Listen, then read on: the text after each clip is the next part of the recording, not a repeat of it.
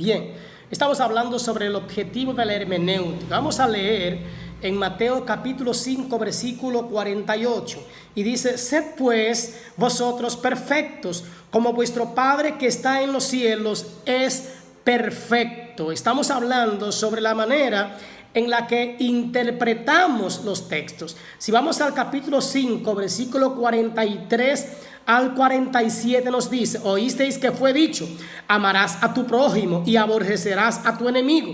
Pero yo os digo, amad a vuestros enemigos y bendecid a los que os aborrecen y orad por los que os ultrajan y os persiguen, para que seáis hijos de vuestro Padre que está en los cielos. Está hablando el autor, hablando Cristo Jesús, ¿verdad? Que hace salir su sol sobre malos y buenos y que hace llover sobre justos e injustos. Estamos hablando sobre que ese es el contexto inmediato.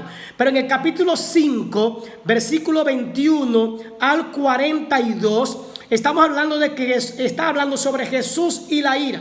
Aquí hay varios contextos que tenemos que ver para entender a qué perfección nos está llamando Dios, a qué estilo de vida nos está llamando Dios. Porque la única manera en la que nosotros seremos totalmente perfectos es cuando muramos.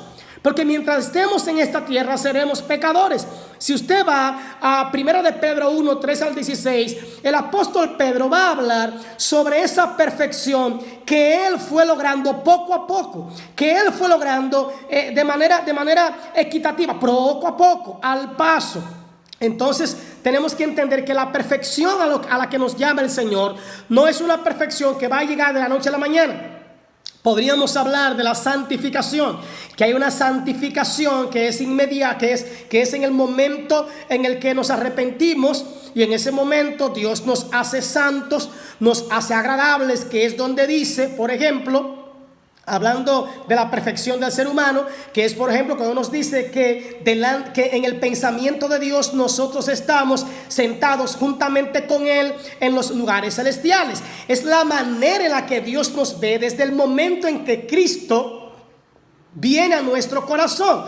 Eso es mediante la sangre de Cristo derramada en la cruz del Calvario por nosotros. Dios nos ve de una manera diferente. Ahora bien, hay una santificación o una perfección que se va trabajando en el camino, que es progresiva, que día a día vamos trabajando, y es esa de la cual habla el apóstol Pedro, un hombre que pudo conocer lo que es la santificación o la perfección progresiva. ¿Por qué? Porque él mismo estuvo con Jesús por 3 años y después de esto le negó, volvió otra vez a su trabajo antiguo, volvió a una vida que no era a la que Dios le había llamado, y luego entonces, ¿verdad?, llegó a servirle, a tener el Espíritu Santo de tal manera que al final se atrevió a morir por la causa de Cristo. Pero también habla la palabra de esa santificación o esa perfección a la que Dios nos ha llamado, que solamente llegará a nosotros, que llegaremos a la estatura del varón perfecto que es Cristo, ya sea cuando muramos o ya sea cuando Cristo venga. Entonces, ¿a qué tipo de perfección se refiere el Señor en el libro de Mateo? Cuidado si nosotros creemos que Él nos llama ya a dejar totalmente el pecado. Claro, tenemos que dejar el pecado. Claro que el pecado debe ser una coincidencia en el cristiano, pero estamos en la tierra y nuestro pensamiento va de continuo al mal. No estamos justificando el pecado, pero la misma Biblia dice: si alguno pecare, abogado tenemos para con Dios. Lo que significa que mientras estemos en esta tierra podemos llegar a pecar ante Dios. Entonces hablamos del contexto. No puedo estudiar Mateo capítulo 5 versículo 48 y quedarme con esa parte. Tengo que estudiar todo el capítulo 5 e irme quizás a otras partes de la Biblia para entender a qué perfección se refiere el Señor. Hay 2 peligros en ignorar el contexto. Número 1, trabajar de memoria. Trabajar de memoria. Cuidado con eso, con entender de que ya tenemos todo en la cabeza. Tenemos que ir al texto y hacer un examen exhaustivo, una exégesis del texto, lo que va a incluir también su contexto. Tiene que haber concordancia en el estudio que hago, a ver concordancia en lo que busco de un autor, en lo que busco de un libro, en lo que busco en una concordancia. Donde quiera que busque, todo debe tener concordancia. Hay dos principios claves al estudiar el contexto. Número uno, mientras más inmediato el contexto, más relevante ha de ser. Mientras más inmediato es el contexto, más relevante. ¿Qué significa? Que el contexto que está en el mismo capítulo tiene más relevancia que el que está lejano. Que el contexto que está en el libro tiene más relevancia que lo que está en otro libro o en otra parte de las escrituras. Y número dos, mientras menor es el texto, mayor peligro en ignorar el contexto. Cuidado con eso. Cuidado con eso. Mientras menor es el texto, mientras más corto, mientras más pequeño es el texto, hay un mayor peligro en ignorar el contexto. O en otro caso es un peligro porque puede traernos a una mala interpretación y a errar y a dar una mala enseñanza. Entonces tenemos que estudiar con ahínco el texto. Hay que enfocarse en la traducción de la palabra de Dios. Vamos a enfocarlo. ¿Cómo lo hago? Enfocándome de traducción de la palabra de Dios. No es tan simple como definir cada palabra y hacerlas armonizar juntas en significado. Lo que hace la gente es que busca, un ejemplo, la palabra paz y empieza a buscar donde quiera que dice la palabra paz y entonces quiere llevarla a armonizar. Cuidado, cuidado. Porque no es así que funciona. No podemos asumir que lo literal es el significado preciso. Entendemos que el texto o la palabra está escrita en idiomas diferentes, en idiomas que difieren muchas veces. Dos palabras pueden tener el significado preciso. El vocabulario de dos idiomas puede variar. El vocabulario de dos idiomas puede variar. Los idiomas componen palabras compuestas en diferentes maneras.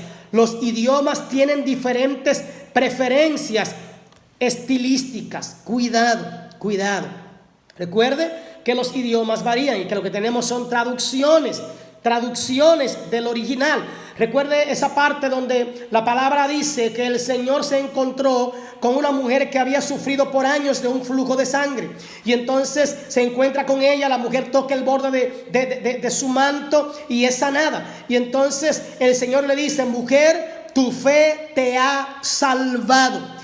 Y no podemos confundir esto que le dijo de salvado con salvación del alma. Lo que Jesús le estaba refiriendo era: la fe que tuviste te ha dado libertad del azote de tu enfermedad.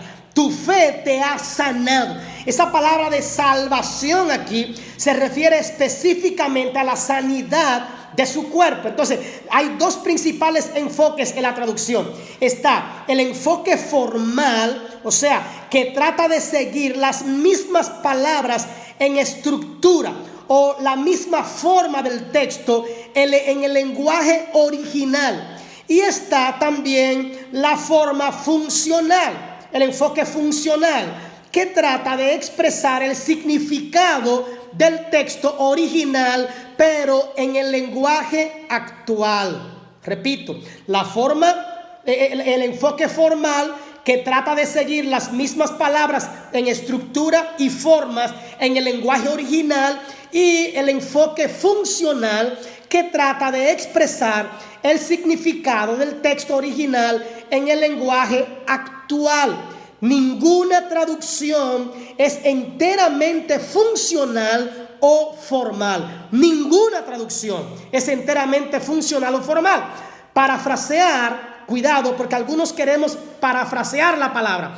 Y parafrasear no es una traducción del lenguaje original, sino que es una declaración o una explicación al idioma español. Eso es un parafraseo. Cuando yo busco un texto y lo traigo a unas palabras más simples, a unas palabras que en un enfoque que lo puedan entender, ¿verdad?, mis oyentes, en un español más claro, eso es parafrasear. Es el uso del parafraseo es como utilizaríamos un comentario. Es como una manera de explicar mejor lo que el texto está diciendo. Pero cuidado, porque muchas veces por querer parafrasear la palabra podríamos cambiarle la intención literal del autor. Cuidado al parafrasear si cambiamos la intención del autor. Es un peligro que hay en el momento de parafrasear, dependiendo de la traducción que estemos leyendo. Cuidado con esta parte de parafrasear y de las traducciones que utilizamos, llevándonos, ¿verdad?, a querer traerle una palabra más clara con unos sinónimos más utilizados a nuestra audiencia. Siempre debemos entender cuál es la intención del autor y de qué está hablando en el texto, y siempre el texto debe ser la autoridad.